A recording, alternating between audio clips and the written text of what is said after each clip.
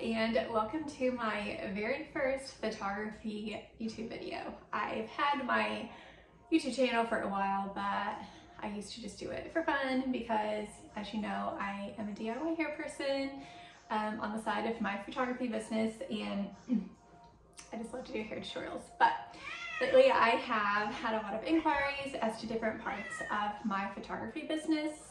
And one of those things has been about boudoir now that we've got Valentine's Day approaching, and I no longer do boudoir photography just for personal reasons. I am more on strictly the portrait side, but I have so much knowledge and tips from teaching myself for the past year. It was all self-taught, it was all trial and error, and the only way to really learn something well is to be completely obsessive about it, which I was.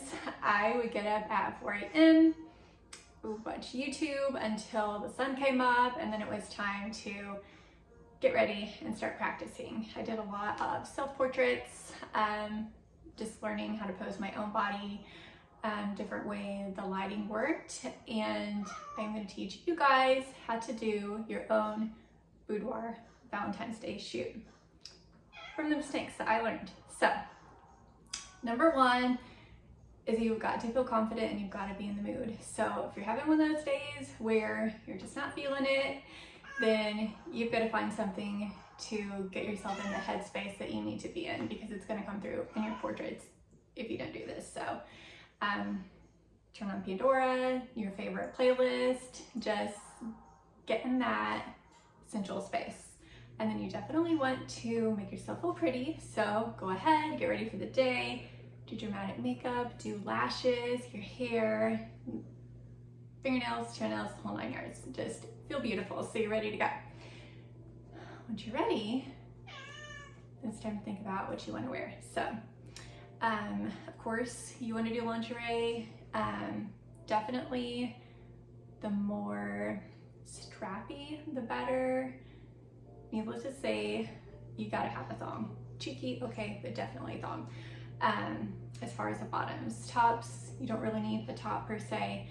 But if you do, you're gonna wanna do something lacy or sheer, because that's gonna give you more detail as opposed to like a push-up that's not gonna do a lot of detail in your shot. So on top of the lingerie, you're gonna wanna have something that will give you an element of, sorry about tits, an element of like a strip tease or something that you can be a little more covered with if you do want to be covered. So think about long cardigans. If you don't have a big oversized cardigan, maybe like a big necked knit shirt that you can like do pull down the shoulder to do an off the shoulder look, or you could even do like a roll over a blanket or something, because you want to start off doing like little teaser shots, so you can drop it below the shoulder, hug it around you, or do like drop it below your bottom for a shot like that. So those are the 3 items that you'll need. Don't really worry about shoes, because shoes aren't going to matter. I always think they do. They don't. You don't need shoes. Second thing you're going to want to do is lighting, which is very important. In the beginning, I thought I needed studio lighting, and I would get so frustrated because it doesn't work. Studio lighting does not work in boudoir photography. There might be some specific looks that might, but for the majority, you're just going to want a window. Just window light, that's all you need. So you're going to want to do this at a good time of the day, which could be morning or evening, depending on where the sun hits your house, and you're just going to have to experiment with that. But a lot of times, like in the morning, you're going to want an east-facing window. In the evening, you're going to want a west-facing window, so you can get that direct light coming through. Which leads me to my next topic, which is angles.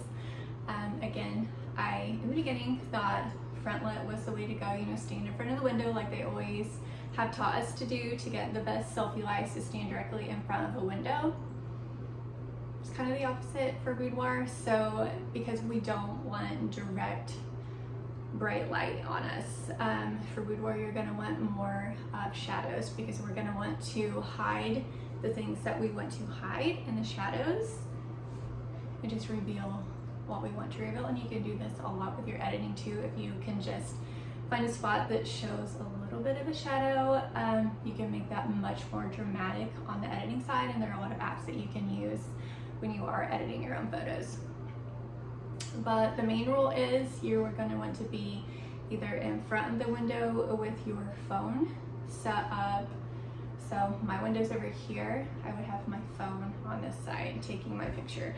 So I a lot of times will do like a side view exactly how I am now, because that will create a shadow with the light hitting my body this way and my phone facing the opposite way. I'm going to get a lot of contour from highlights where the light hits and valleys where the shadows are hitting.